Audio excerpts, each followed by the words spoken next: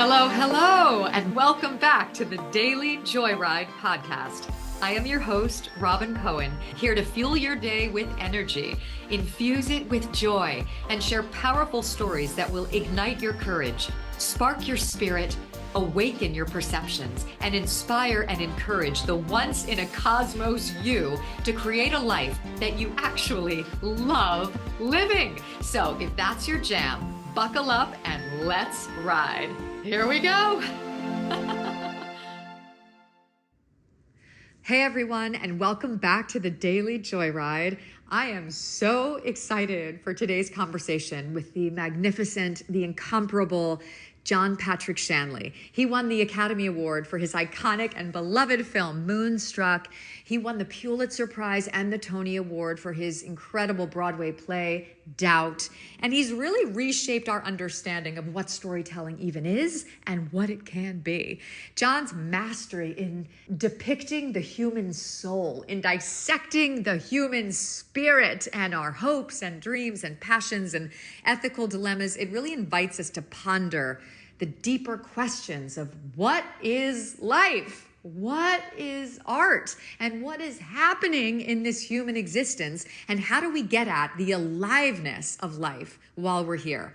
So as we unpack John's creative approach, his philosophy on life and art and craft, let's draw inspiration for our own creative journeys. Toward that end, I'm so excited to invite you to our next round of acting classes. They're going to begin January 28th, and it's going to be a 6-week workshop, both online and in person, whatever works for you, where we are going to explore and explode what you can do as actors, as artists, and as human beings in the hands of the great writers like John Patrick Shanley. So don't let another year pass without pushing the creative boundaries of your magnificent potential. Just email me at robyn@cohenactingstudio.com or find out more about the classes at www.cohenactingstudio.com. And let's transform all of our artistic visions into absolute reality.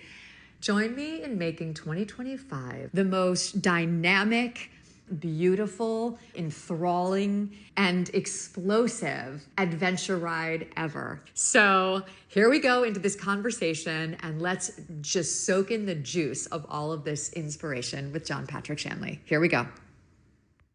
Hello, everyone, and welcome back to the Daily Joyride podcast. Today, we have the absolute privilege and honor and joy of getting to sit down with an amazing friend and my creative North Star, John Patrick Shanley, one of the most celebrated writers of our time and of all time, really. John is an award-winning playwright. He's an acclaimed screenwriter and director whose works have profoundly impacted both stage and screen. His journey began in the Bronx, where his upbringing in a working-class Irish-American family, his Catholic school experiences, and his time in the Marine Corps seems to have planted some seeds for the deep and complex themes he explores in his work. With a career spanning decades and decades and decades, John has left an indelible mark in both the theater world and with his movies, and in the world of arts and crafts, as I like to call it in general. Over a storied career, he has written over 25 plays and dozens of one-acts. Some of his plays include the Pulitzer Prize-winning and Tony Award-winning play Doubt, a parable, which grapples with questions of faith and morality, Danny and the Deep Blue Sea, Brooklyn Laundry, all three of which were on Broadway in the 2024 New York theater season. Outside Mullinger, which was on Broadway in 2014, a wildly touching story of love set in rural Ireland. Women of Manhattan, Savage and Limbo, Beggars in the House of Plenty. It's amazing because I've actually had the absolute thrill and joy of working on many of these plays, performing in them, or scene study classes, as have actors and artists all over the world. And I'm so grateful that I can say that. And generally speaking, the list of your contributions to the theater, John, alone, that would fill this entire podcast episode. That said, John's contributions in film are equally extraordinary, with his screenplay for the indelible Moonstruck earning him an Academy Award for Best Original Screenplay, and his directorial debut, Joe versus the Volcano, becoming a cult classic. Other of John's films include Congo, Five Corners, which I just saw, oh my goodness, and Wild Mountain Thyme, one of the most magically delicious films ever made. And John, here's what AI, who passed the bar exam, had to say about you. Okay, this is from the robots, John. Shanley's Shanley's work continues to resonate because of its fearless exploration of life's uncertainties and his ability to capture the universal truths within deeply personal stories. Shanley is a master of ambiguity, inviting audiences to wrestle to the ground, I might add, with life's uncertainties and find meaning in the gray areas of existence. I think a lot of that lines up. Today, we're going to explore John's epic career, his creative inspirations, as well as his unending curiosity about human nature and how it's informed his dynamic artistry, and the ways his art has challenged and ignited audiences worldwide. So, folks, get ready for a conversation with one of the most thought-provoking and fearless voices in contemporary storytelling, Mr. John Patrick Shanley. Welcome to the Daily Joyride. Thanks. Nice to be here. It's wonderful to have you here. If we can go behind the scenes for a minute, we both just did a wardrobe change because we had a little Monday afternoon dance party before we started. So for those who are listening, we are now in totally different outfits than when we began chatting this morning, and it's already wonderful. So, okay, John, there's so much, and today it's just such a delight to be with you. And I'm also here on behalf of many of the people that I work with, my students, who also have, questions about you, your life, the journey, your creative trajectory, your personal path. And so I'm sort of speaking on behalf of them as well. My first question to you would be, what do you want to be when you grow up? No, that's not the question. But it does have to do with the question, which is that, and in asking this, we might go back a little bit. We might sort of walk ourselves back on the timeline. I am so curious if the magnitude of your work, the breadth, the depth, the glory of it, were you growing up and is this a nature nurture situation? Like, were you exposed to great works of art? Was that something that was like genetic? Was it in your DNA to be on creative fire? Was that something that was like ingrained in your cells? Or was it the nurture aspect? Was this something that your brothers and sisters, your parents, your family members brought into your world that molded and shaped such a creative career? Was this something that you were kind of born with, or again, the nature versus nurture, or a combination of both? Well, as you might have mentioned, I'm from the Bronx. I grew up in a working class family. My father was a meat packer. My mother was a telephone operator, and mother. She was mother of 5 children. I was the youngest. Something that I've learned experientially in life is that we're born somebody, because I adopted 2 boys at birth a long time ago. And I quickly realized they were born somebody. that they had a nature, that they had a personality, that they had something beyond words that made each of them them. And I could, by extrapolation, realize that I was the same, that I had been born somebody. And then there's what happened. That's what happens to you, you know. And I certainly, one of the things I was born Irish. And there is and I did have a natural bent towards poetry and towards the theater, which I discovered along the way. You know, I mean, I was writing poetry and stuff certainly by the time I was 10. And the theater came a little later. But when I started writing dialogue, I recognized this is what I do. So, you know, all my siblings are or were, one of my sisters had passed away. All of them are very big readers. They just read anything. And my father only read the Daily News. That's it. And my mother was a big reader. So she was a Kelly. So that probably comes from the Kelly side. But I had forget the idea of, you know, were you born a writer or an artist or something, that I had a experience from a very early age, a couple of things. One, I found it really odd that other people thought that this thing, being alive, was normal. I was just like, don't you see, this is wild. It's wild that we're alive. And I had that from a very early age, much before writing came into it at all. And I also had organizational abilities to bring into existence ideas in my head. So I, for instance, had double pneumonia, was hospitalized, and I thought what we could do, I was in the children's ward, is I could arm everyone with water pistols, and we could all simultaneously ring for our nurses, and when they came in, we could ambush them. And so I organized that whole thing.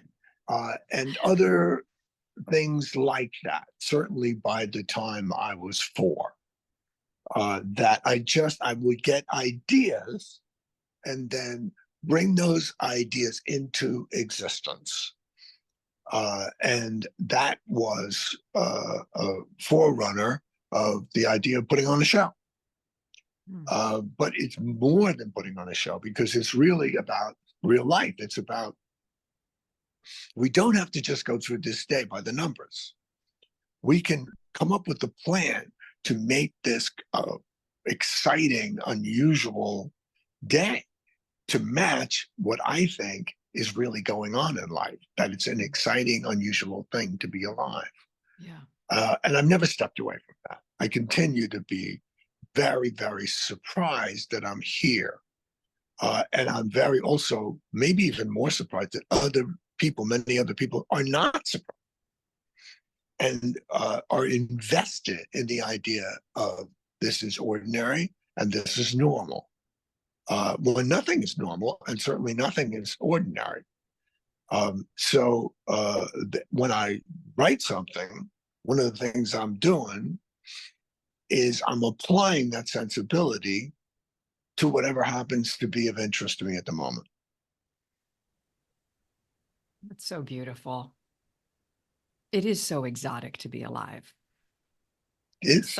Scientifically, I think the scientific research says that the chances of you being here, existing at all, is about 1 in 400 trillion that your ancestors' made it through the ice ages and the wars and the famines and procreated, and there's, you know, and they had a legacy and you're it. The chances of all of that coming together, it's like, it's impossible. I mean, the whole thing is impossible. Well, it kind of shows actually the craziness of statistics. Uh, I mean, Carl Jung made the observation that if you look at the pebbles in a stream and you average out their size and you come up with the average size of a pebble in that stream, no pebble in that stream has to be that size at all. The birth of statistics came out of France. There was a guy in the 19th century, I believe, who noticed that approximately the same number of people fell or jumped into the Seine each year. And so he started, well, then we can predict about how many will fall or jump into the Seine next year. And I had this explained to me in some introductory to statistics college course a long time ago. And my reaction to that seemed to be completely different than the professors or anybody else in the class.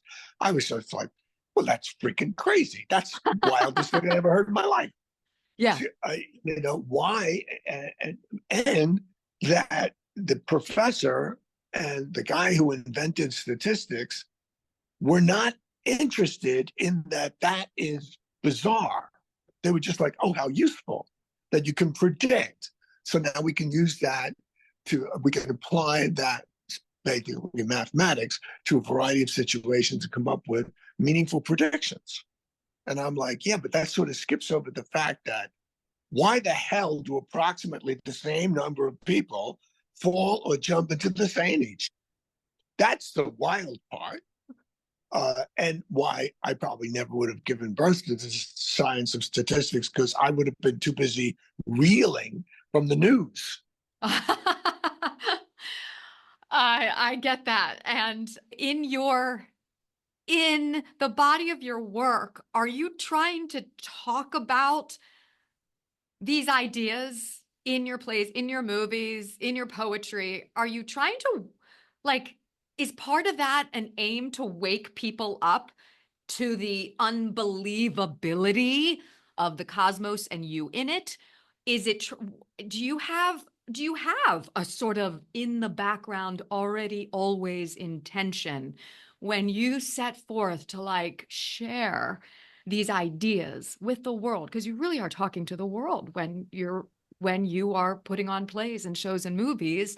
Is there something about that in the background in terms of your inspiration for doing it? Well, what has you keep giving these gifts to people? What are you wanting them to see, feel, do? I don't know what they're going to do. My job is to be me. Their job is to be them. And I can't leap over my job to their job. That's when you start writing stuff that's pretty boring. My job is to notice my own preoccupations. Like, for instance, I've just written a new play that I'm still tinkering with. And I had noticed, I noticed that I am very drawn to, concerned with, sort of wandering in a circle around the idea of good and bad and evil. Okay, so good is good, right? Good is good. And bad is not really, because good is good contains bad, So you said a person who's basically good. They got some bad stuff too. They just do. And then, you get the bad people, they got some good stuff. This is sort of yin yang, a little bit of the other always going on, right? And then evil, that's a quintessence. So I'm like, oh, so evil is actually the only purity. These other things are alloys. They are a bit of one thing and the other, and the balance goes one way or the other. It goes towards being bad or goes towards being good, but they contain a lot of fudge. They contain a lot of the other. And I thought, well, that's interesting. And then it started to expand to weak and strong. I'm like, and some people are weak and some people are strong. And they'll say, well, this is a weak person. This is a strong person. And then I got interested in the idea of attraction. that you'll notice, for instance, that there are women who will say, I like bad boys. And I'm like, okay. But they're saying, I'm not I'm not a bad girl, but I do like bad boys. And I'm like, well, that's interesting, you know? So in other words, so then kind of what maybe you're saying is, I want what I don't got. I want to, I'm out of balance and I need to balance myself with some of this different energy. Mm-hmm. And that started to lead me into a play about people who have a relationship that's based on that. And then to really explore that projection of parts of yourself onto another person because you can't own them. Mm-hmm. And because that I think extends to almost every human on earth. And we've just been through a time where there's been a lot of demonizing of the other, certainly in this country, but also in this world. And of course, that's remedied by looking in the mirror and going like, oh, there's a comic from a long time ago called Pogo, and it had a thing that sort of became a meme before there were memes, and it was the characters looking for somebody who did something wrong and finally realized at the end that it's him, and he said, I have seen the enemy and he is us. And that is, of course, in acting or in writing or any of that, the ownership of all of the sides of yourself, it's really tough for people. Really tough. Yeah. And they can, and yet that's where the gold is. Yeah. The gold is always, the real gold is always covered with excrement. It's in the most unlikely place and it feels unwholesome. And that is fascinating. So then imagine that, adding that to the idea of relationships. And the one, I was talking to somebody a couple of days ago, and I said, they were talking about shame. I had said that I was ashamed about something. And I had said that in a public forum about some place that I had just done a reading of. And they said, what are you, why would you feel shame about that? And I said, I think that shame is our final protection against that which in us is the most valuable. Because in other words, if given the opportunity, each person will betray themselves and they will give away what is most precious about them. So how do you prevent that from happening? How does the psyche do it? It's because of making you feel like it's the worst thing about you. Then you won't give it away. And then when that protection extends into art, then you become a liar. You can't go to that final place. You can't get to the sort of central truth because you're ashamed of it. And that's because, let's say you're on like some lousy sitcom that's been written by idiots, and you have a moment there where, in desperation, you would give them your soul. You would give them the thing that makes you you, and but the thing that saves you is your shame. That you think it's horrible and the worst thing about you, so you're never going to show that, and that protects it. Do you think there's a time when shame is the final protector, the last stand against evil, as you mentioned? It can also, the flip side of that, because there are times when, listen, if I went out and, went drinking, I smashed my car and I hurt someone and I feel shame, then maybe and only then, 1% of the time, maybe then and only then, it can be useful in that way. Everything is useful. Yeah. Every part of you is useful. That's what I'm basically saying, though it may seem I'm saying the opposite. Your shame is useful. Yeah. Everything about you is useful. Every part of you is one of the jewels in your treasure chest. It just is. And then you have to decide, when you're going to take this stuff out and how you're going to use it. Yeah. When somebody there, like I'm writing something and there's a question in it about murder. That's someone that may either have murdered somebody or may be willing to murder somebody. And I struggle with that. I'm like, well, I know there's situations in which I would kill somebody, but they usually revolve around some kind of defending something. Mm-hmm. But you look at that and you go like, so you kill somebody and then you can continue to function. You can find a place for that. And of course, throughout history, so many people have found a place for it in their psyche that they can continue to function and maybe be of social use. Um, but then I was like, well, these guys who like con old people out of their life savings, which happens constantly. It's happening constantly. It's like, well, now who are those people, and how are they evil?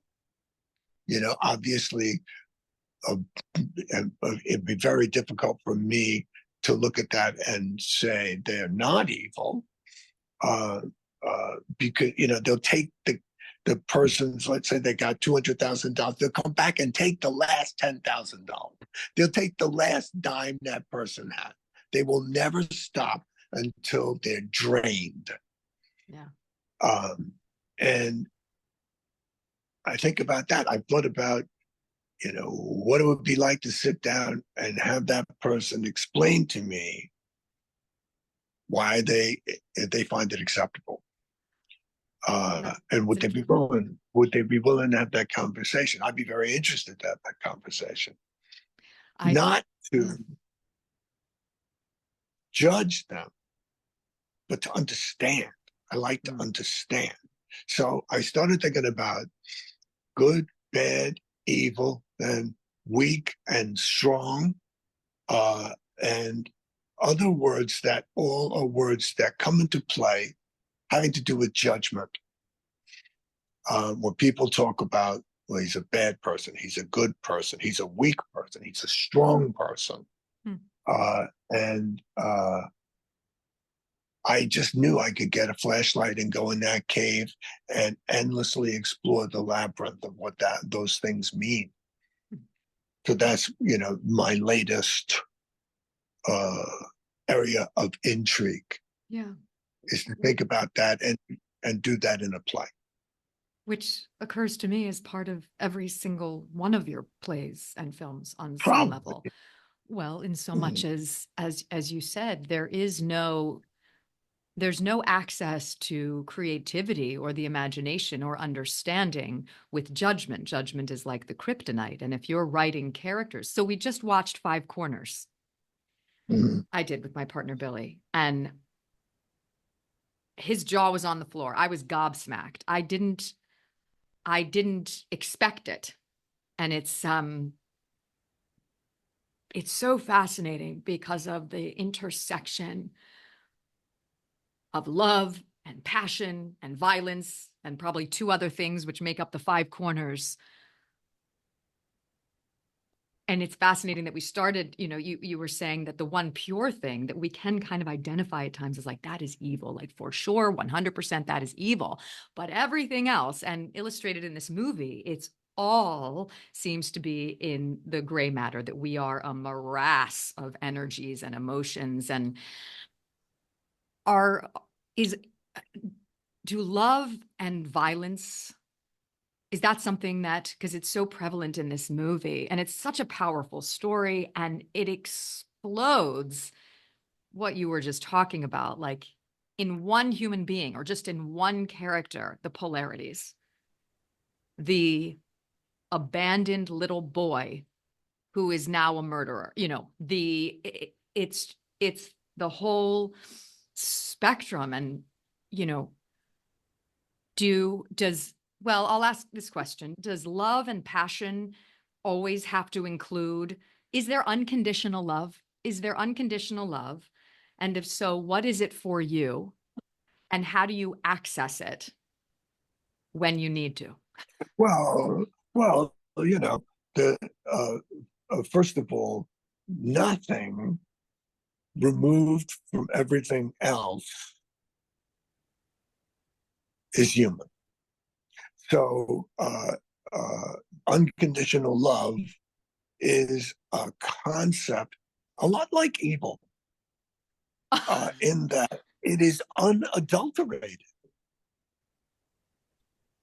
And those ideas that certainly the Greeks wrestled with, but of this quintessence, that quintessence, I think are very they're useful in terms of dialectics.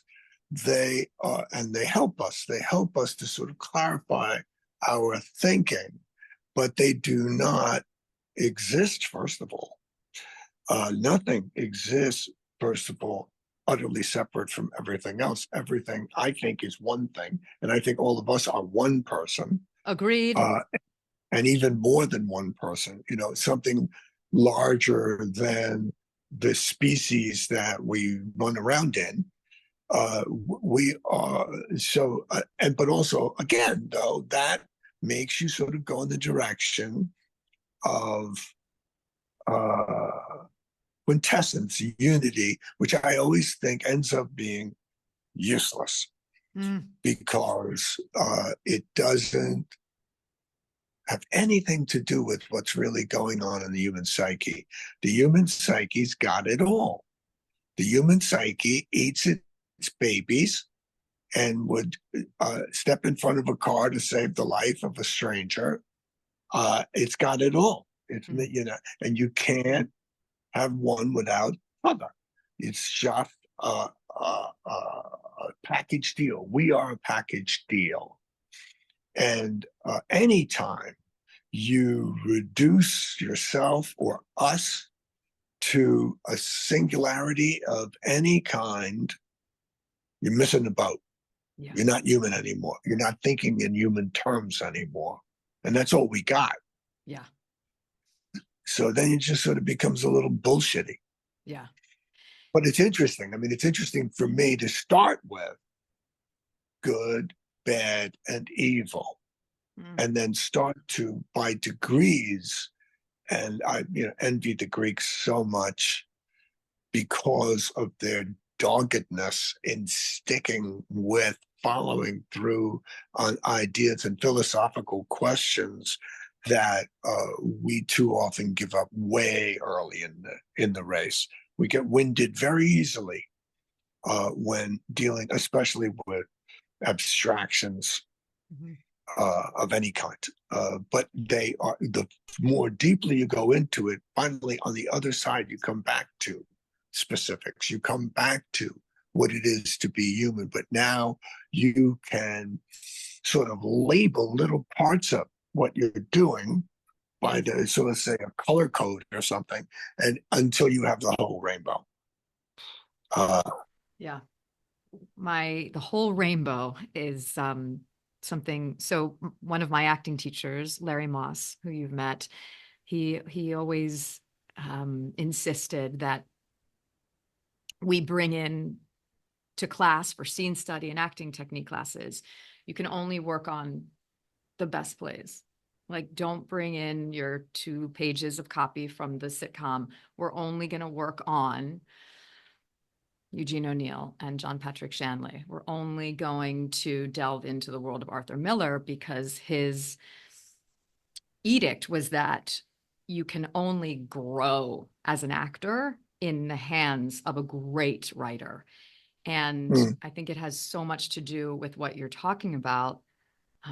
Your plays explore on a level that I had never seen or experienced before meeting you in your writing, that is so dynamic, so diversified, so everything. It is like what you were sharing, like there's a oneness, and it contains all the energies, all the things, the complexities of the human being mirror and match the violence and complexities and wonder of the cosmos. I mean, it's all this one explosive energy, which is undeniable and can't be described all at once. And that I found to be in your writing. That is in your writing, and it's in your characters. And I've been in so many classes, whether I'm taking the class or teaching the class, and I give them your plays, because they can't not grow. Because what I've learned is that writers that are willing enough, daring enough, committed enough, brilliant enough to be able to write these kinds of situations and characters, if I, the actor, am going to be in a scene or a play of yours, your play, let's take Danny in the Deep Blue Sea, your play tells me as an actor what I have to address in my acting technique so that I can grow to a point where I can meet the writer, you, in the case of Danny in the Deep Blue Sea, to fulfill upon telling this story. And it also is something that teaches people about commitment.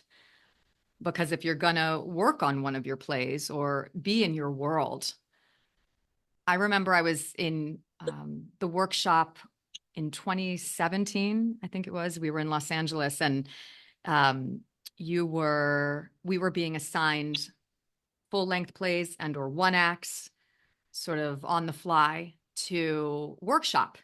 And I was assigned the role of the elephant girl in The Elephant Girl. And Mhm. that's the title. It's called The Elephant Girl. And, Well, or what was it yeah, called? it's called The Elephant Girl, and you were assigned the elephant.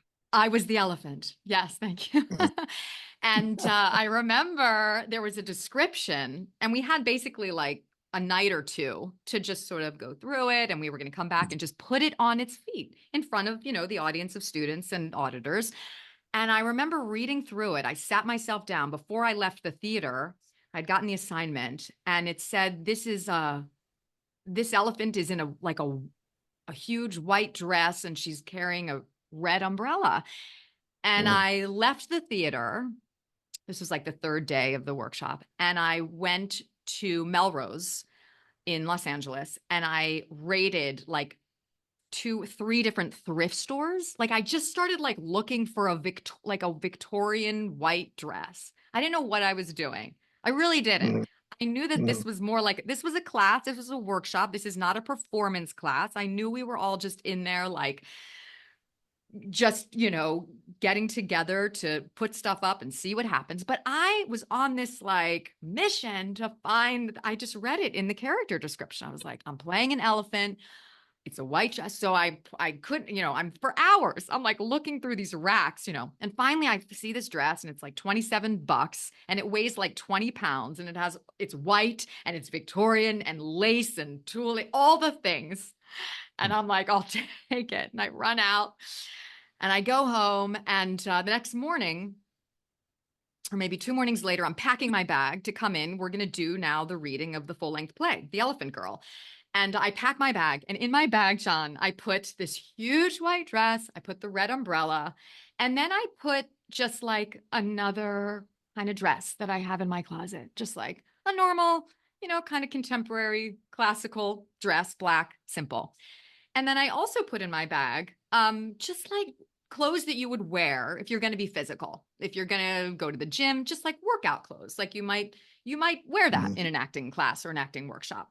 And so I have this panoply of clothes items in this bag, and I go to the theater, And we're up. And so I'm backstage getting ready. We had some time to prepare before we went on stage to do this first time ever reading with scripts in our hands, but we're going to do it on our feet. We're just going to stage it on the fly. And I'm backstage and I'm with the other actors in the group.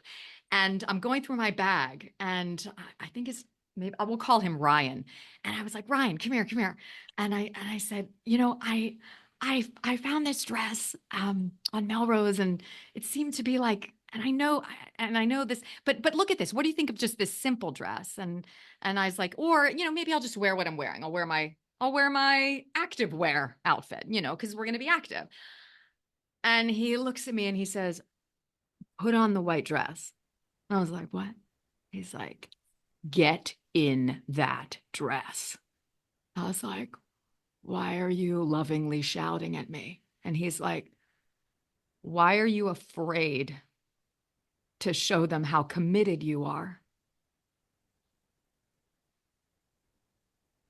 And that really shook me to the core, because it's who you are for me. And it's who you are for so many actors, that we get to meet our talent and meet our commitment when someone dares on some level to bypass the shame, turn the lights on, stop hiding, come out and play as you do, with that kind of authenticity and passion and violence and rigor and explosiveness. It gives us permission, John, to be all that we are. And I remember your commitment. I remember your commitment like something you could actually see. Thank you. Thank you for reflecting that. And, a few months later, we were in New York City, and I was able to do the French Waitress at the theater on the West Side. And it hasn't stopped, when I'm not with you, we're still all day, every day. I mean, because we all, as actors, as artists who are interested in growing and developing forever, we all want to know, like, what's the best thing that I can do? Like, and this is a question that I will put to you, like, what's the most effective thing? What's the best thing I can do? My students ask me, my colleagues, what can I do physically, spiritually, psychologically, practically? What is the best thing that I can do to move the needle forward on everything that I want to do and create and say? So what would you say to them, John? What is the thing that they can do? Oh, you got to declare yourself. You got to say, I'm here, and I'm not going away. And I'm going to be me, and you're going to have to accept that. You claim the space, you claim whatever's going on, you recognize your basically godlike nature, that you're not simply in control of yourself or something. You're in control of the air around you.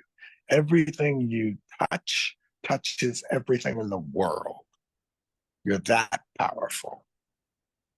And which you don't even have to. In other words, when somebody's that powerful, they don't have to demonstrate it. They just have to be it. So like I'm sitting here, and when I move my hand, I can feel the air touching my hand, touching my fingers. And then I realize that this ocean, this single body of thing we call the air, that encompasses this entire planet. I am manipulating that. I am in touch with that. And nobody can take that away from me, and nobody can take away my place in things. I was placed here like you place a chess piece at the day of my birth.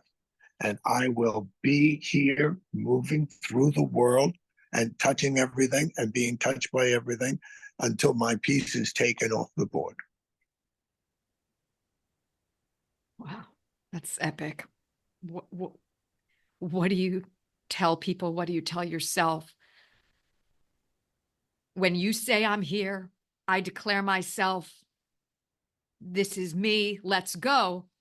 And the world says, no, no, no. Right? With actors, for instance, and they say, I no, am no, the no. world. I am the world. I am. How the fuck can the world tell me no? I am the world. I am the center of everything. And so are you.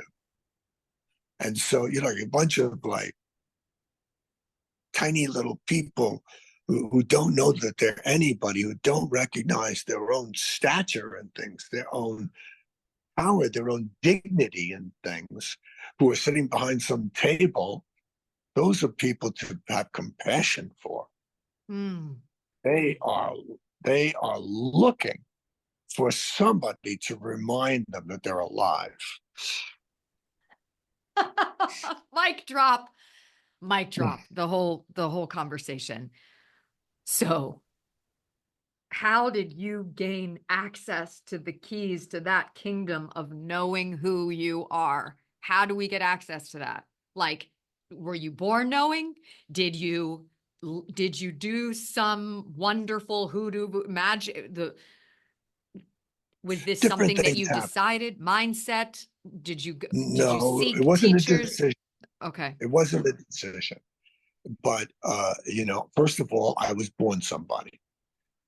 Then at a certain point, I became a writer, and everything I wrote didn't quite work. And that went on for probably 14 years. And then I gave up. And what I had been doing is I've been writing plays to show how smart I was. And nobody cares how smart I am. And then finally I gave up and I wrote a one-act play. I'm like, well, I'm just gonna write about, what I think and what I feel. And I wrote this play, Welcome to the Moon, and I did a reading of it with an audience, and I saw something happen in the audience that I had never seen before. And they were saying, this is it. This is you. What are they responding to? And I didn't know. I didn't know that my feeling, my response was, I'll never forget it. I felt mildly disappointed. I thought, oh, that's what they want, the truth. Ah! I didn't see that coming, folks. Okay. Okay. And I What? valued the truth at very little. And I felt a little defeated that that's what they wanted.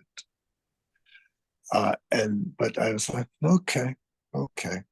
And then I started to write from that place, and the world changed for me. And I wrote Danny and the Deep Blue Sea, Savage in Limbo, and Welcome to the Moon, all at the same time, back to back to back. And when I finished Savage in Limbo, which was the last of the three, I stood up from my desk and left my wife that day, because that's what you got to do. In other words, you can't just, these things aren't in a vacuum. This is your life. When you act, when you write, when you do whatever the heck it is you're doing, that's your life. And it's precious and it's brief, and you got to live it. I didn't want to live it. I would have done anything not to live it. I tried every other thing I could think of besides living my life. And then finally I'm like, okay, I had a dream actually the night before I left. And the dream was I was in my apartment and there was nothing there. And I was naked. And I went to the door and I opened the door and I thought about going out. And there was the wind came up and I caught the door. And I thought, if I go back in there, there's nothing. It's dark. If I come out here, I have nothing and I'm naked. And then I thought, I'm going out, and then let the door slam. And then my life began. It it um it sounds like a moment where your life came into a kind of congruency. You reach certain focal points, but I was, basically I'd come to the end of my life right then, that I could not continue to do the things that I had been doing Yeah. and continue to live. And if Yeah. I wanted to continue to live one more day, I was going to have to go. Wow. And I went. How do you muster, how does one muster their life force like you do to share on the level that you do? What? Clarity, to Clarity. really take the time to face what you already know, to Ah, put it into words and say, okay, I don't like this, and I do like this. And say, if I don't like this and my life is built on this, I don't want to live anymore. I'm out. So I'm going to go over here where I have nothing, because that's where life is. You don't have anything. It's all an illusion. You don't really have anything. All you got is you. And as soon as you start to cling to people and things and tried and true formulas, you've left your life. Like yeah. you went into a holding room. Mm-hmm. I had somebody who I know very well who had a terrible addiction, Mm-hmm. and he would call me and talk to me about it. And I would say, you know what I call where you are? The room where nothing happens. And There's a and mhm. he left that room. He left that room. There's a song quite popular these days, and it's called "The Room Where It Happens, the Room Where It Happens, the Room Oh, Where It Happens." I know. I know that song very well. But this But was the prequel. and This is the this prequel. was this was apparently, if I had been musical comedy gifts or musical gifts, maybe I would have. But if that's not, Yeah. my friend still talks about the room where nothing happens. He Mm. still, that made it tangible for him, Yeah. Yeah. and it also left it a place that he could conceive of leaving. Mm. And that's important, Yeah. that Yeah. because people feel trapped because they don't really see any way out. So sometimes it can be really important to recognize you are in a very specific room or house, and you can leave that room or house Yeah. and go someplace else completely. Yeah. That's what your creative magic sort of, that's the fairy dust of you too. Like when I'm in and intertwined and tangled with your work, seeing it, performing it, I'm in the aliveness of life. I'm just in the Mm. aliveness of life. And that room where I can go to it's really just the space between my ears. It's a tiny little room where I have usually one little threadbare story that's shouting really loud about the way life is. But then when I get that even the word is made up, that there is no is. There is no is of anything. The word is made up. There's the universe. Then I have access to a portal. And it's like, then I can go outside, metaphorically or physically, of that little room where there's this tiny voice screaming about the way life is. And the thing that really actually catapults me into the creative cosmos is other people. Like getting out there in life is oftentimes about getting over there in someone else's world, being with another, because that's where life, or at least part of life, is at. Life is actually out. It's out there. It's not in here between my ears. Life itself and the electricity and magic and aliveness of life is actually out. It's out there. It is out there. And, you know, as an actor, part of the technique is stop. Where's your attention? It's got to be on the other person, because no one cares when it's on you. No one cares. It's the phenomena of you actually come out and become mesmerizing when your focus is out there on the aliveness of life. It's what brings the artist out. I'm thinking about, I know this is quite a toggle, but your Instagram feed, John, it's so delightful. Like, it brings me such joy. And I know, like, a lot of people are like, social media, but I just want to say there's a yummy corner of the sky in social media, and it is with John Patrick Shanley's account. And this sort of like, it's such like a yummy, I just want to like cozy up with like my hot chocolate and drink in what it is that you might be thinking about, musing about in that moment, the other great thinkers and philosophers and artists and works of art, or a photograph. And it seems to be all about that. And that's in your plays too. I mean, I don't know if we can compare social media as a platform to the stage, to the film, but that seems to be global in your life and in your work. Like, hey, look at that pond out there. It's impossible. It's impossible that that pond even exists and that we're alive to see it.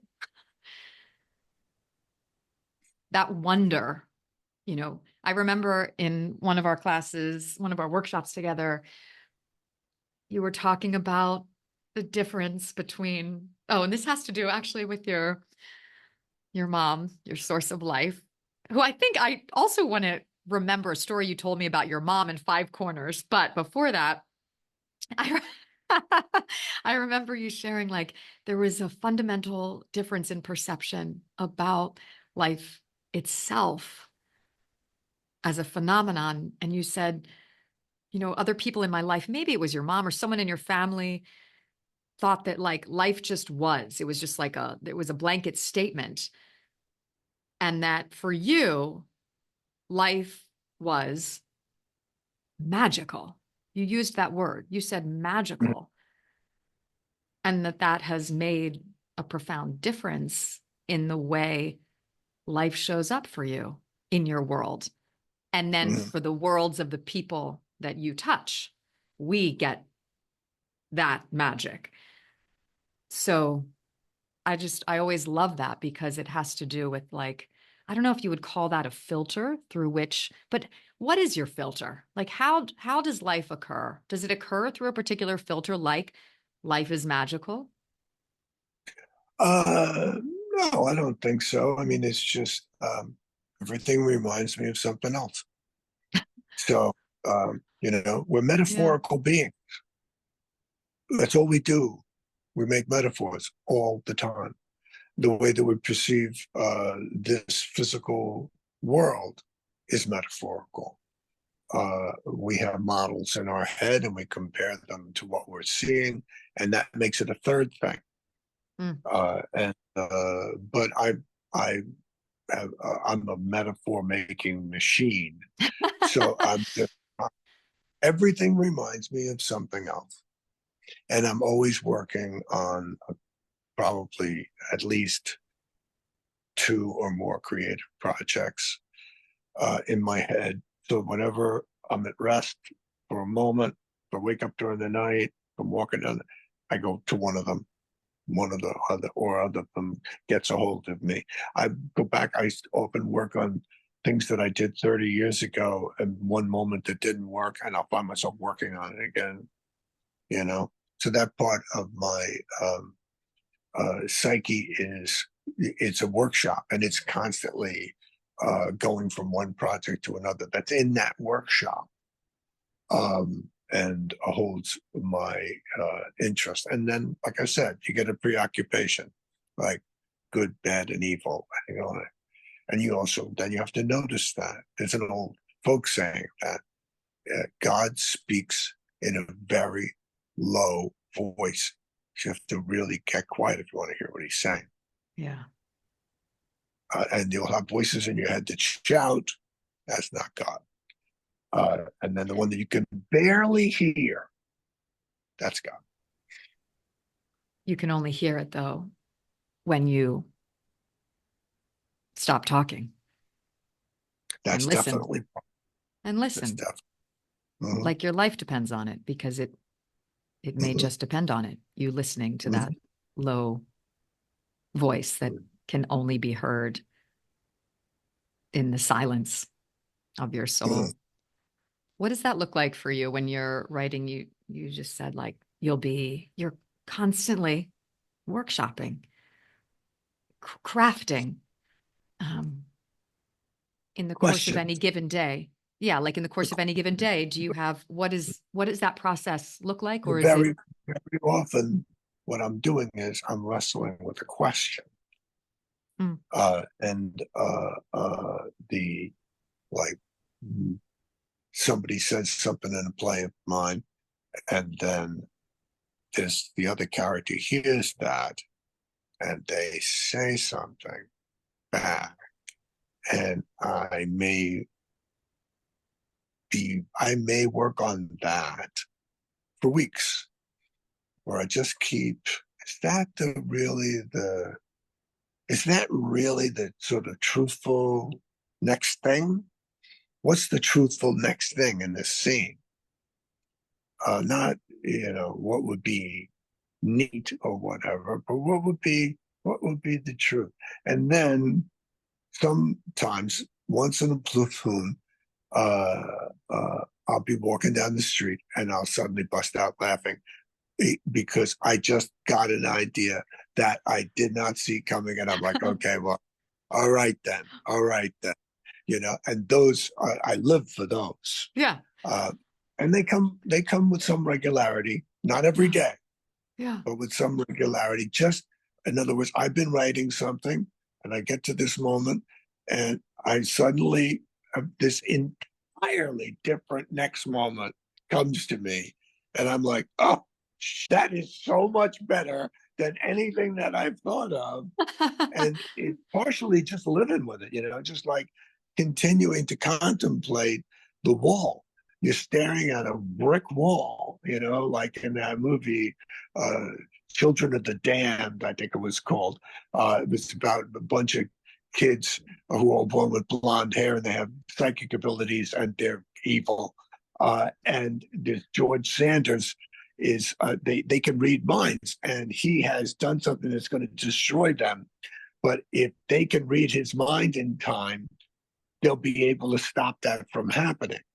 So what he has done is he is staring at a brick wall, and he just concentrates on the brick wall. And so when they read his mind, all they see is a brick wall.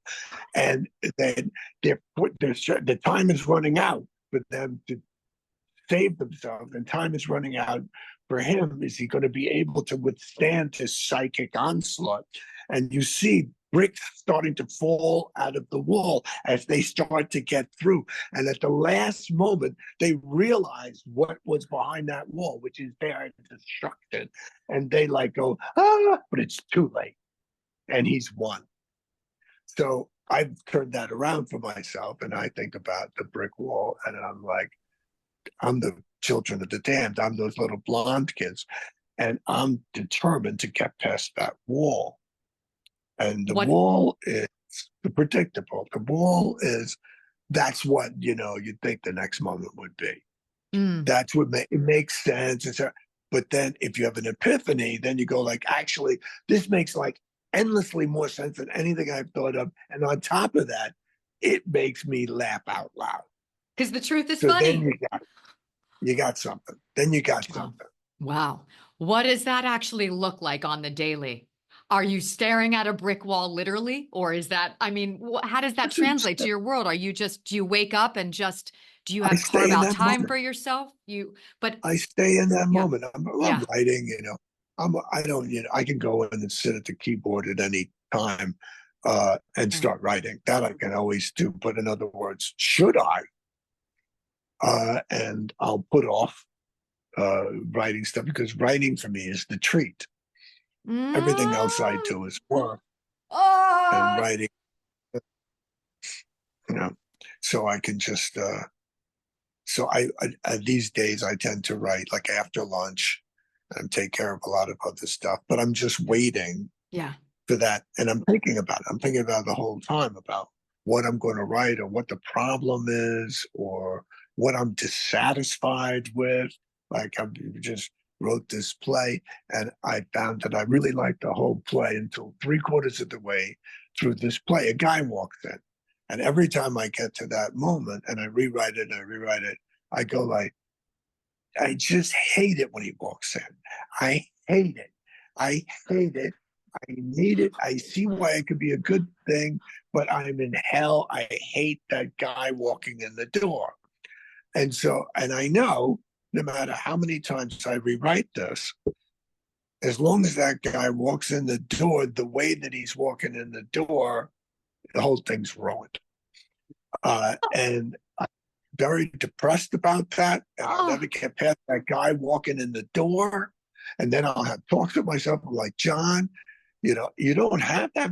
If you don't want him to come in the door, he doesn't have to come in the door. He's like, no, he's got to come in the door. And that'll go on for weeks, sometimes for a year. Uh, and then I suddenly experience that differently. And I go like, how lucky am I that I'm not sitting here bored. I'm sitting here tormented by this guy walking, this imaginary guy walking in this door. I mean, most people wouldn't even begin to understand why I was upset about that. but it And doesn't matter. that's been an experience that I've been having for some time now with this guy walking in this door.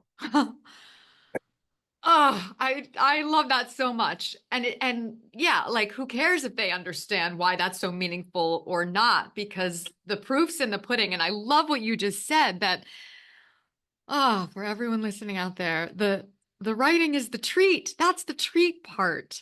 The thing And in and of itself, the thing in and of itself. And I think, and that's mhm. what I'd love to, for everyone listening, like, what are the myths that are out there driving us about what life is really about? And what are the truths? Like in terms of,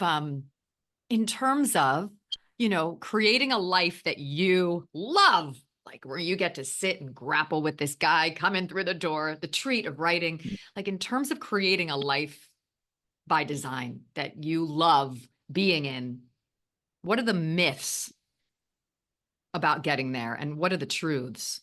And I suppose it's sort of a sidebar of like the treat being the thing in and of itself, because I'm just noticing, and I currently live in Hollywood, and there's just so much lying about what's going to make you happy and fulfilled. The lies are running rampant, and it's hurting people. It's killing people emotionally, spiritually, because we did not come here for a pile of things, though we are told when we land from wherever we come from that the holy grail is the car and the house and the awards and the accolades and all of these things. So what are the truths? If those are the lies, what are the truths? And what do we need to Well, focus on that really does make a difference toward catapulting us to a created life on our terms that we love living? mm. Well, I mean, I remember I suffered some massive reversal in show business at some point. I don't remember what it was anymore, but I was pretty down. Maybe my love life was not going well either. Yeah. Uh, Whatever. I'm walking down the street and I'm walking through. NYU, the NYU area, Washington Square. And there's a guy with a folding table outside the library, and he's selling used books. And so I always would stop and I'd look and see what he had. And I saw this one beat up book, and taped to the front of it because the title had worn away, so you didn't know what it was. It was a piece of white paper with lines from a notebook that he or somebody had scotch taped to the front of the book that said, all of Shakespeare's comedies, $3. And I looked at that and I thought, what do I got to worry about? If I can buy all of Shakespeare's comedies for $3, which I immediately did, life is great, and all my concerns are bullshit. They're just bullshit, I got that. Yeah. Getting over the wall, though, like seeing life for what it is and what it can be. Actors, and I go to plays, and I'll go with somebody, and I go with different people, and most of the time I go with actors. I just know a lot of actors, and and then afterwards, you have the inevitable conversation, like, well, what'd you think? How'd you like it? And invariably, the actor will say, or not always invariably, but an awful lot, they'll say, well, everybody was great except that one person. Oh. And it's always the part they were right for. That's always the part. I get that. Yeah. And see, I'm a playwright, so I'm like, yeah, but what did you think of the play? I'm like, what a bizarre focus. Yeah. That you're focused on that one person, and also that it makes you frown. Yeah.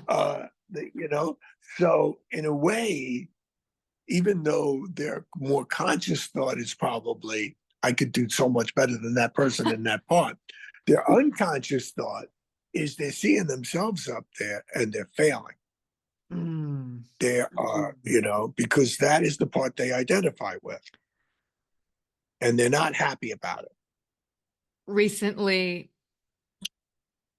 there are a lot of people that are not happy with a lot of things in their families, in the communities, in the world at large, in the political sphere. A lot of people aren't happy. Recently, you shared something on a video you made, and at the end of it, you said, but I still have hope. And then you said, significant hope. How do we hold on to that? How do we hold on to that? How does that actor hold on to that who's watching someone on stage he wishes he was? How do we hold on to our significant hope? Because your relationship, my relationship, is not with other people as an artist. My relationship is with the sky. My relationship is I am vying for a place in the sky. I am free of my earthly bonds. I'm not competing with other playwrights or actors or movie directors or anything else. I am competing with an idea of excellence, an idea of beauty, and I am going as far as I can to connect with that. And that is always there. No one can take that away from you. You are, on one level, alone in life. There are no other people. You are on your path. No one else is on that path. Only you. And only you can walk that path. I always have this thought about dreams, that I have a dream and I wake up And I'm trying to remember the dream. And then I think, if I can't remember this dream, it will be lost for all time. I'm the only person who had this dream. And that's true of the experience of life in general. That if you let it slip through your fingers, the very specific qualities, experiences that add up to your life, no one else can do that. No one else can share that, can capture that, can memorialize that, or just celebrate that. Only you. So when I am, for instance, like writing a play and failing, and come completely up against the fact that I have failed and I probably will never be able to get this play right the way I want, then I go to another place and I see me doing this. And I'm cracked up by just like, look at you having this big angst about this thing, imaginary thing that you're doing. And other people would be sitting here and they're bored because nothing's going on. And you're tormented because something is just out of reach. That's great. And you want it. Well, that struggle, then you're alive, man. Then you're doing it. Ah, so many mic drops. Yeah. It's solid gold. Yeah, because the alternative is not bothering because of the shame, because of the fear, because fill in the blank. How do we learn to love the grapple? Because it's hard. It's hard. But it's if all you keep... got. Yeah. It's all you got. But I know, that going to, when I was talking about going to the theater, and I gradually came to realize the personality type of an actor is fundamentally different than a playwright. It is not the same thing at all. And so it's not enough to say, you know, it's like one of my early plays, Women in Manhattan. A character comes to a realization. Thank you. She comes to a realization where she says, it's not enough to say, be like me. You can't just invite another person into your paradise. They have to find their own. And, a compassion that I experience a lot towards actors is I can see they feel helpless. Mm. And I never feel helpless. I feel, yes, momentarily or a few days or whatever, but I can't live with it. But my nature, I can't live with just feeling helpless. And also, then all I have to do is do something. I can walk over to a keyboard and I can do something about the feeling of helplessness. And then I think, well, what can an actor do? What can an actor do? And then I talked to a friend of mine who's a former actor who then, became a business person. Mm-hmm. But she also was a concert pianist. She was in a lot of different things. And she has started a thing in her home in LA where she does readings of plays with a group of people. And that group has grown. And then they talk about them after they do them. So she chooses the play and she casts the play. Mm-hmm. And very often, not always, she's in the play and she's experiencing great joy and rediscovery of her own agency by taking matters into her own hands.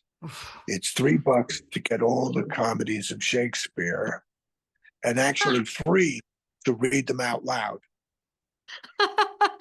That is so rife with just the truth of Well, two things about that. You said there's a fundamental difference between actor and Yeah. writer. So I would just want to earmark, what is that? What is that in a sentence or two?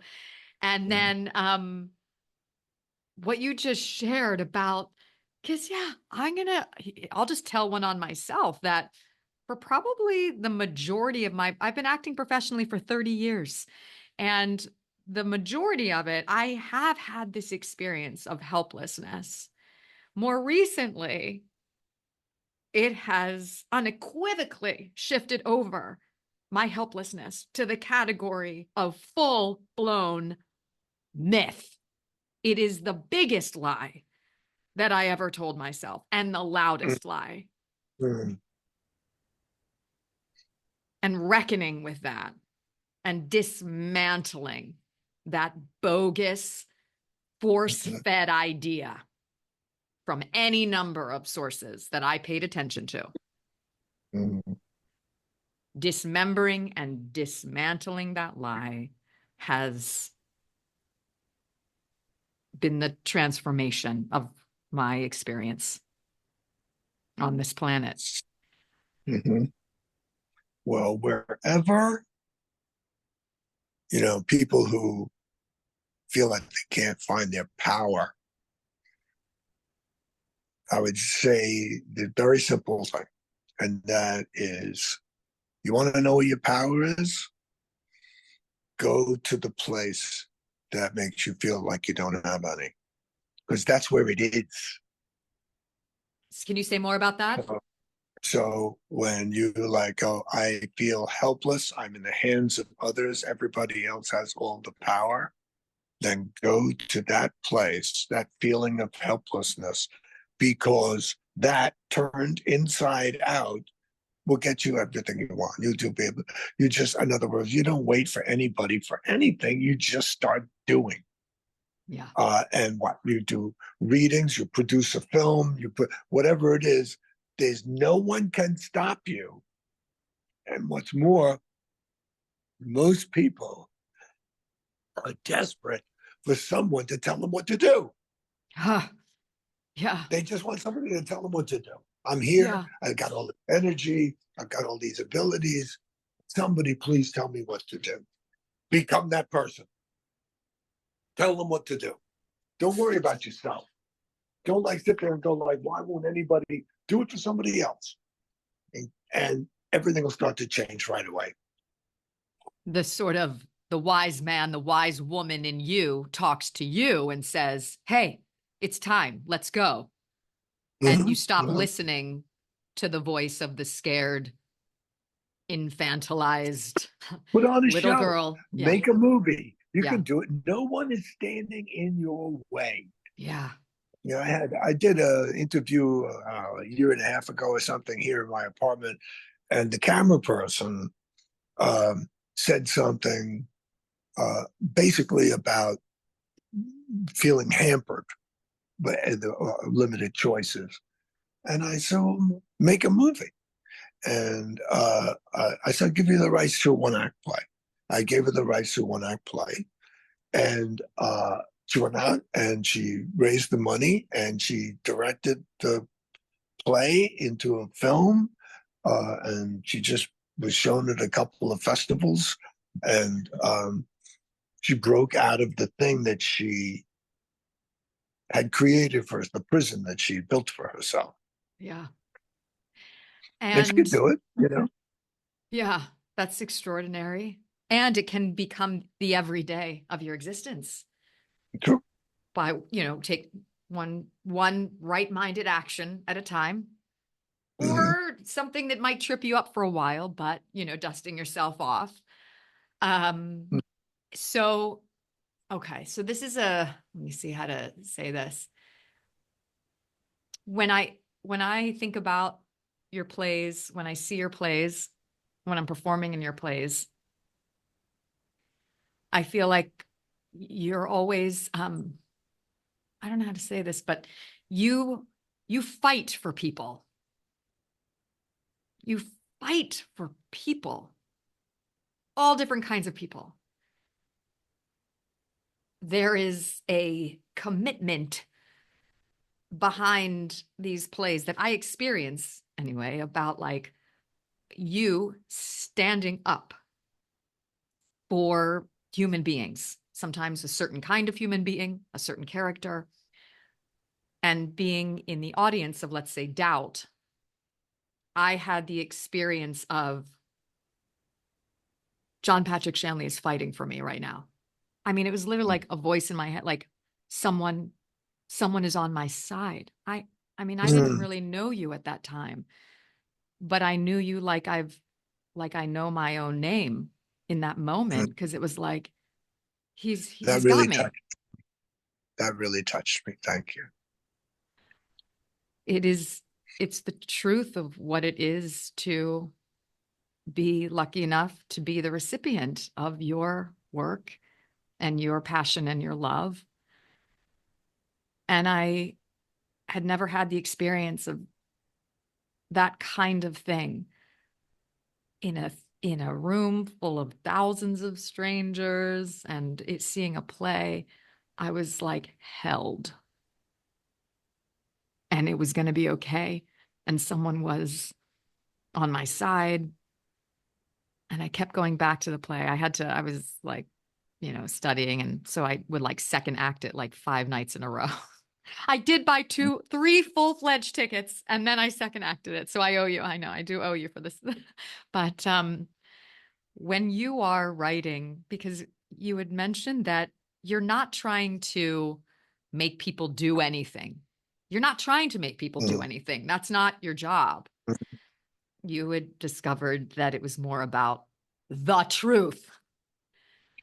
But, and are you fighting? I mean, when you are, let's say, with doubt, are you like, I am going to speak on behalf of people in this play that don't have a chance to, because they're children, because they're no longer on the planet, because do you have that in you? Like, part of the engine that makes your genius go is like, I'm fighting for this. I'm fighting for these kinds of people. I am loving on, I want to protect, I want to defend. Is that in there in the alchemy of your Oh, creativity? probably. I think that I intentionally and with a lot of sweat create a place, an open place for the audience, for them to be able to do whatever they want. But I push back the dialectics on all the sides of something to create a space for you. So there's some place in the play for you to be you. Yeah. Do you just love, like, are you, yeah, the love, you love Oh, I people. really like people. Yeah. I really like people. I really like people. Yeah, that's true. In a way, the worse they are, the better. Um, Okay, now we can but talk about 5 corners for a moment, or not, but sure, yeah. uh, the worse that, can you say a little more about that? The worse they are, the better, because I've always been attracted to the villainous colors of people. So if I like see somebody, like I remember I worked with this guy one time, long time ago. He was an administrator at a university, and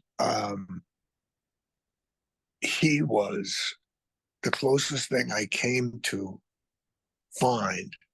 He was a villain, and I couldn't get enough of him. It was like ice cream. Uh, what? and What are you uh, saying? and then because he was on one level so predictable, and on another, I'm like, I just never have seen somebody like you before. And so he delighted me. And then finally, one day, he came scurrying out of his office. And I'm like, what's the matter? And he's like, there's the spider. And I was like, this is the cherry on the cake. He's afraid of spiders. He walks on water as far as I'm concerned. That he's got it all. Is he a character in a play now, or is he going to be? No, no, no, no, no. But I have come. I'm very fond of some incredibly difficult people. Very fond. And I can take a pretty high level of abuse in order to get their company, because these people that I would describe them as difficult. I have just cause for describing them as difficult. And so I will sort of keep my head down a little bit while they beat me about the head with whatever's available, just so I can see a little more. Just give me 5 more minutes of this. It's so good. Material. I mean, most of the time I don't use it as material. It's something stranger than that. I just get a kick out of them. It somehow nourishes you. Yeah, Perhaps. yes, On some level. It definitely does. It gives me more nourishment than many people who are supposedly much nicer, much gooder. These other people, I mean, God help me if I was ever in a room with Trump. I'd probably never leave. I'd be eating popcorn and just asking him, like, what's your favorite number? You know, what's your anything I could get, any piece of information. Well, that's great. That makes me think. One of the things, so I've been working on a show, What the Constitution Means to Me by Heidi Schreck. No, I don't know I if you know saw it. Heidi. Yeah. You saw it. Yeah. And yeah, wonderful play. And it's her real story. The I know. women. I thought when she performed it. So Wow. it was Yeah. very clearly her story. Yeah. Yes. And interestingly, originally, the version you saw when it was on Broadway, she workshopped it for many years, maybe the better part of a decade. And she didn't know, of course. How can we tell? We don't have crystal balls, but it did a lot. She never imagined, necessarily that it would do everything that it ended up doing. Yeah. The run closed in 2019 on Broadway, the show that you saw. And in 2019, before the pandemic, she realized that although she had been terrified to tell this story because it's her story and the legacy of the violence in her family and how her grandmother ended that legacy of violence, it's gutting and hilarious and wonderful. But she had been terrified to put it out there. But then when it closed, she said, more people are going to want to hear this story because of the response she got, and the men and women who would come to her and say, oh, that's my mother, that's my grandmother, that's my great grandmother. And so the play closes on Broadway, and she goes back to work with her director, Oliver Butler. And she says, we have to figure out a way to make it so that someone else could perform the role of Heidi Schreck in this play, because right now no one else can perform the play. So they created another kind of a play. They got their friend Maria Dizia, wonderful actress, to come in and workshop a new version of this play whereby somebody else could perform the show. And they created some sort of interstitial dialogue and a kind of a meta thing where at a certain point the actor says, okay, I'm going to actually play myself now. I'm not going to play Heidi anymore. I'm going to be myself, Maria, or myself, Robyn. And so in doing that and creating these extra little scene tidbits and dialogue, now the show is, it's being produced everywhere. And one of the things that I've loved performing in the show, and and the biggest piece is, of course, when a 70-year-old woman comes up to me after the show and says, my community, my family, they banished me when I had an abortion, and but it wasn't the right time for me. I could not. I was a teenager, but I am so glad I waited. And then she'll turn to her right and she'll say, because this is my 32-year-old boy who came at Mhm. the perfect time in a miracle moment. And this is how it was meant to be. And I just would hear, stories like this all the time. Yep. And so we're doing it, and I'm performing it here in California in various theaters. And but the best part of the show and the most interactive during the show is something that Heidi created that you saw when you watched the production in New York, which is that she basically does like this little kind of Q&A with Mhm. between Heidi Schreck and the debater. And they're questions that an audience has come up with and sort of submitted. They have these index cards, and the audience can ask questions of Heidi and the debater. And I met with Heidi, and she shared that the reason she made the last piece of her play like a 5-minute conversation where two people were just sitting and asking questions of each other is, she said, because when you drill it down, and when you strip everything else away, the world, the politics, the environment, the political scene, like people just want to like be in their living rooms, sharing stories, talking to each other, getting to know one another, like just be with one another and feel the Yeah. wholeness of that connection and the wholeness of themselves. And so she put this in the last part of her play. And as I was thinking about, our conversation today, I was like, maybe I just do like a little Q&A with John, just some kind of random questions that I would be Mhm. interested, which are all in some ways connected to what we've been talking about. But would you be up for a little? I've never done this before, but I have a couple questions on Sure. index cards that I have for Okay. you if you're interested. I've got to buy some index cards. What a great thing. Oh, They're good, index and they're cards are the good bookmarks. best. Do you like the colored index card, or do you like, I mean, the size, the 5x7s? I'm so early in my index card fantasies that I can't answer that question. The index cards fantasies. I got that. I got that.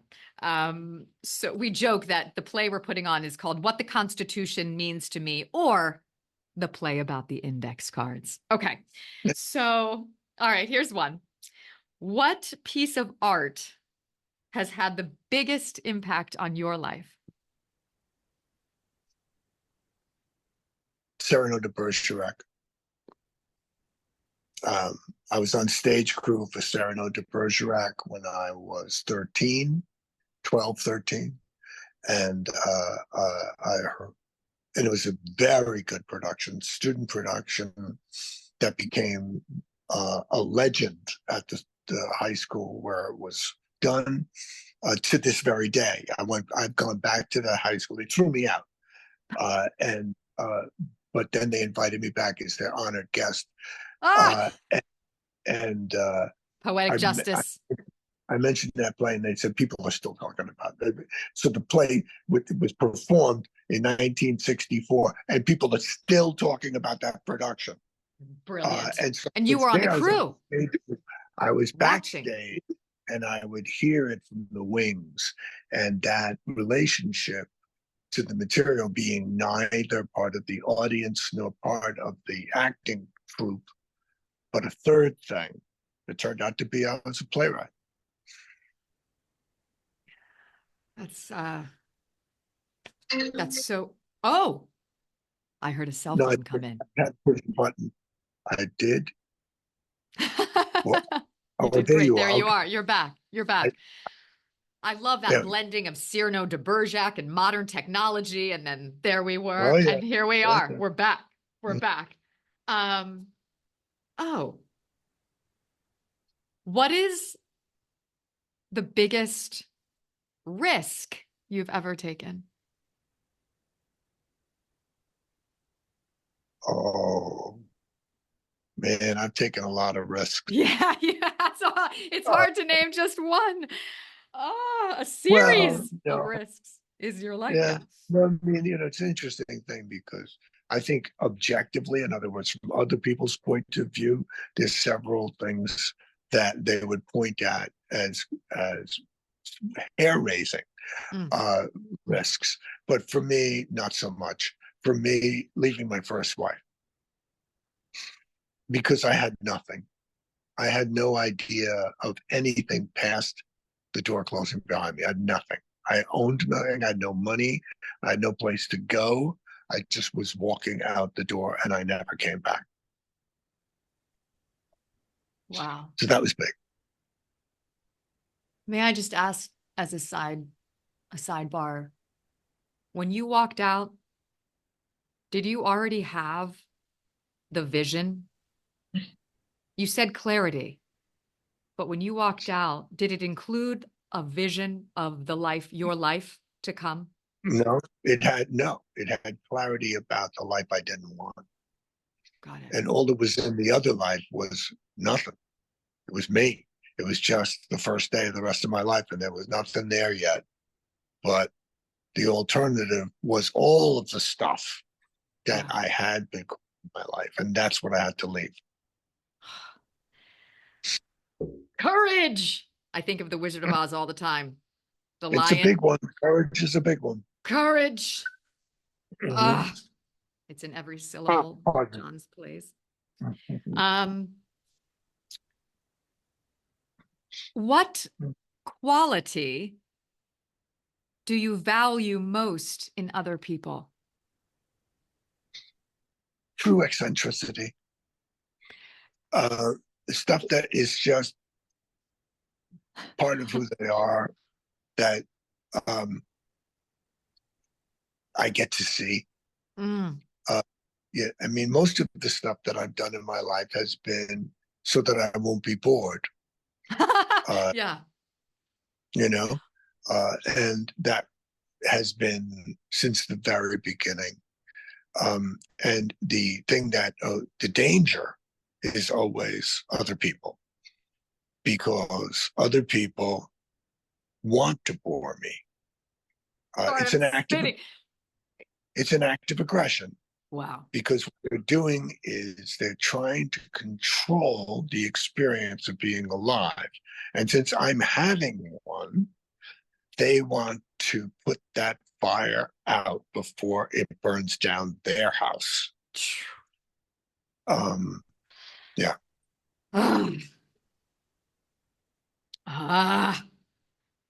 Okay. Would you rather know all the mysteries of the future or all the mysteries of the past? There's no difference. That's great. The past and the future don't exist. All times are now. And so it's not simply like the past is irrelevant and the future unknown. No, it's time itself is, I think, an illusion, and that all times are taking place right now. I've already died, I haven't been born. That's happening right now, and it will continue to happen. And so, when you experience, let's say, the death of a loved one, they're also still alive, and you're dead. Everything's happening. Everything's happening all the time. And there's science and quantum mechanics, quantum physics that speaks to the fact of what you just said. I find it comforting. As best they understand it. Yeah. They don't understand. They're barely, kind of describing out of the side of their mouth something that doesn't make any sense to them. Yeah. Yeah. Well, how could it? But there's that knowing. There is that knowing. Mm-hmm. And they are trying to prove it scientifically.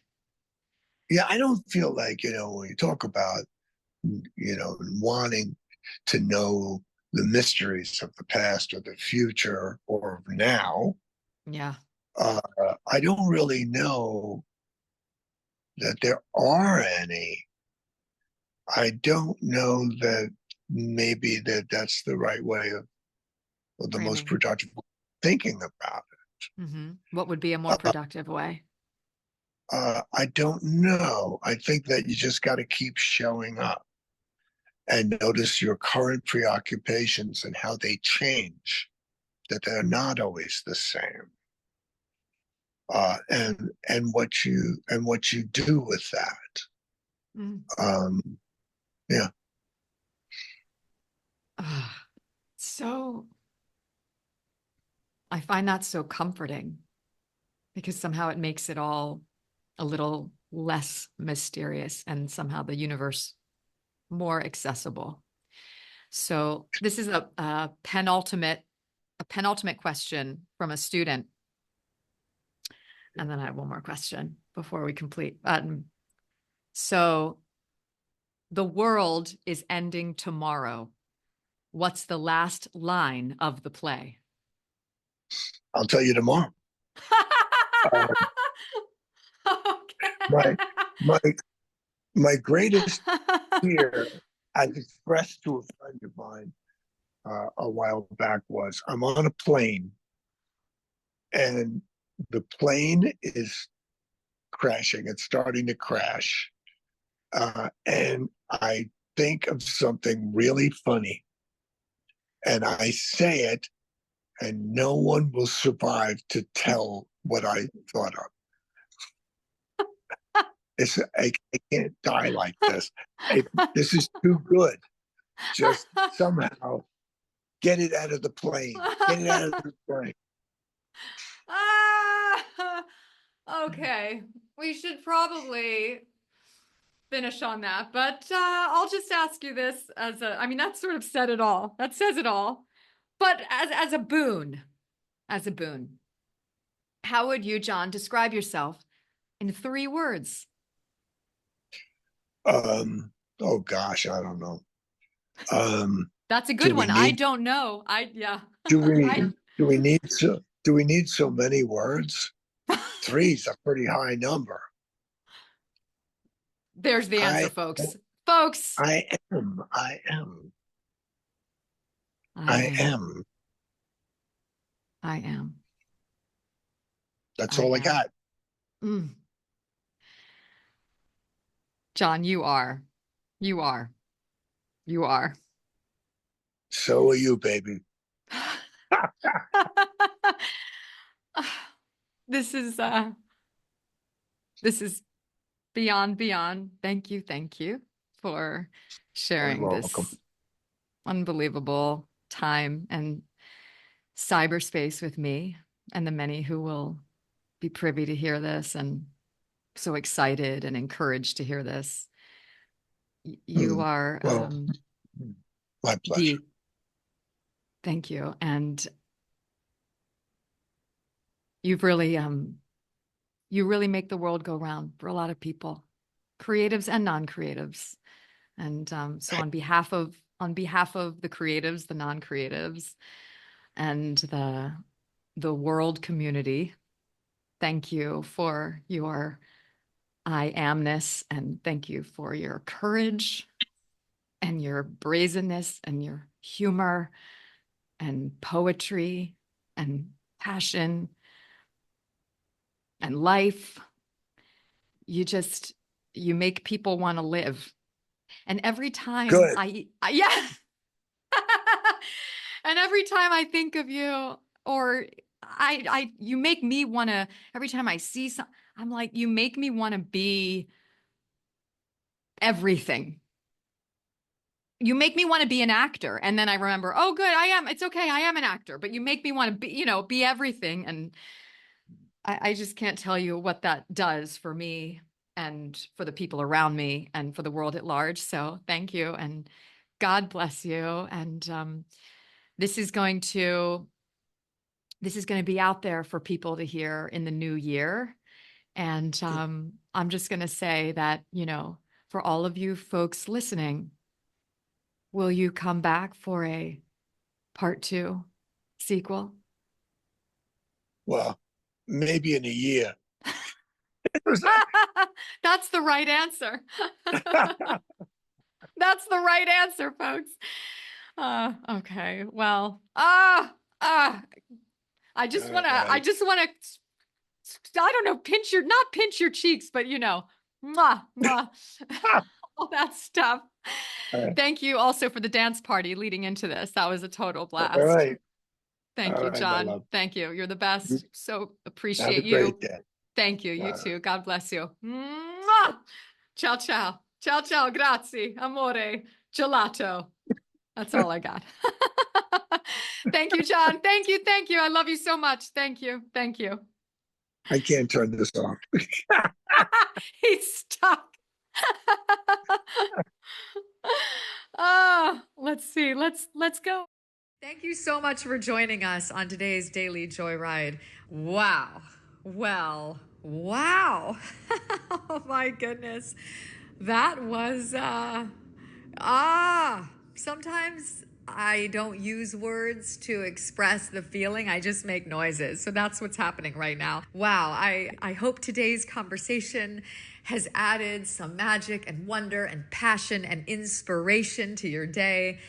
And remember, the journey to a life filled with joy and authenticity and this kind of expression, it's always ongoing, and we're here to explore it together. For sure. So if you're inspired to dive deeper into your own creative expression, don't miss our upcoming acting classes starting January 28th at the studio. It's an incredibly vibrant community where magic, authenticity, and power and presence and creative miracles are happening right and left and are just coming at us from every direction and with every interaction.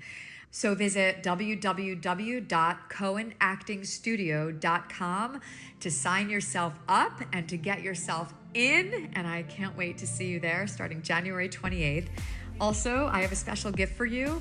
It's an audio recording. It's in the show notes. It's called 5 Proven Ways to Peace and Power. It's designed to help you harness your inner strength and find real tranquility and equanimity in your daily life. So download it from the link in our show notes or visit the website www.cohenactingstudio.com for more details. And lastly, if you've enjoyed today's episode as much as I have, or even half as much as I have, please subscribe. Please share this show with your friends and family and leave us a review if you can. Your support helps us so much. It helps us to reach more people, more listeners, more eyeballs and earballs so that we can create even more transformative content with more incredible guests and so on and so forth. So stay tuned. Keep shining your light, and let's all just ride the waves of life together with some grace and joy and power and presence. And let's keep embracing the art of living and the art of loving your life. Ha! Sounds like a plan. Okay, see you next time. Mwah.